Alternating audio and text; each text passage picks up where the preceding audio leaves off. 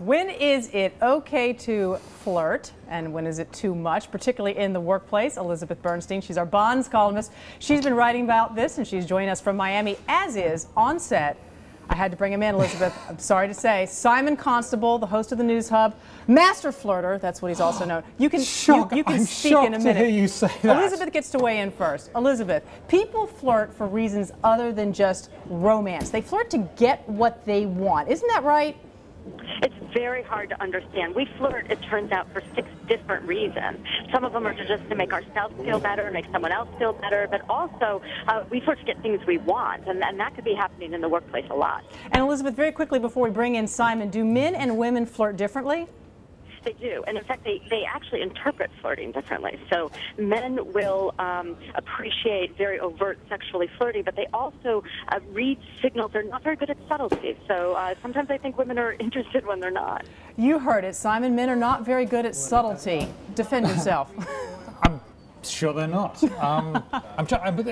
That will be a general thing. Some men obviously are different from some women, and I think that's the key there.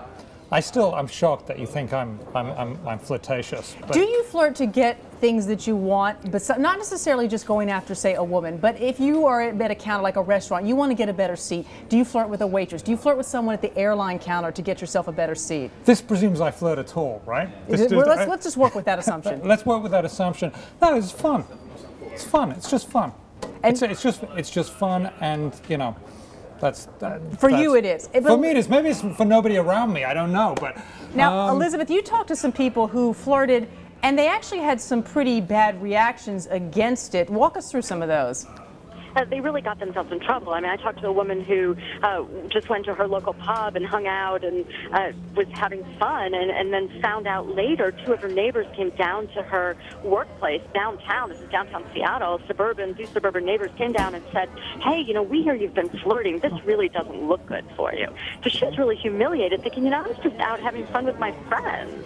Interesting. I mean, so it's part of what it's all about consequences. I mean, Simon, isn't it true? I mean, you have to sort of know what the consequences are going to be with someone who you flirt with. I mean, I try to not do it with somebody I think is going to misinterpret it. If there's any chance they're going to misinterpret it, I don't want to do it. Absolutely.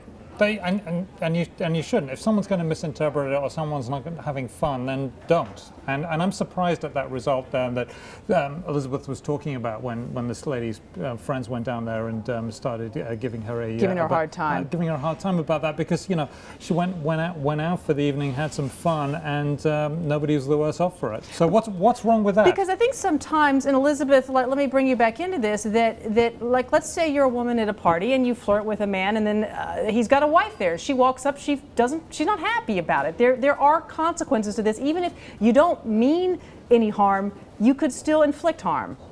You could inflict harm, but also you have to know not just the person you're flirting with. They may not want to flirt, but also they may take you seriously, and that's another problem too. So you have to understand, if you're just flirting for fun and that person takes you seriously, you've got a whole other problem on your hands. And another problem is, what about your significant other? Exactly. So you really should think. No, that's a very good point. I mean, how is your significant other? It may be just sort of natural to you. You don't mean anything by it, but your significant other can feel bad. Simon. Some people are just naturally flirtatious. That's true. That's just the way they are, and they are that way with everybody. I think the problem, and if someone is that way, you know it. You know it as soon as you meet them. They're that way with everybody, and there's no problem. It's when people are selectively flirtatious that significant others can get upset, right? That's a very good point. I mean, I got some friends who that's just the way they are. No, it's true. And you can't. Like, I am a touchy person. Like, I'm touching Simon right now. I don't mean anything by it. I love you, but I don't mean anything by it. People can misinterpret that. Elizabeth, before we leave the segment, give us a couple of quick guidelines on how to flirt without it being too dangerous. Well, I think the biggest thing is context. You have to know who you're flirting with and have some kind of relationship with that person, and understand that it's not, you know, what they're going to think about it. And then touching is probably not a great idea. You probably want to not touch. I'm in trouble now. I just touched Simon. I did it on air. It's there for the record. You're always in trouble. I'm always in trouble. Yeah. All right, good advice by you, Elizabeth Bernstein. Thanks for being with us, Simon. I guess I can't blow you a kiss now. Goodbye, right? Apparently not. I'm doing it anyway. Goodbye. I don't care. All right. Thanks, Elizabeth.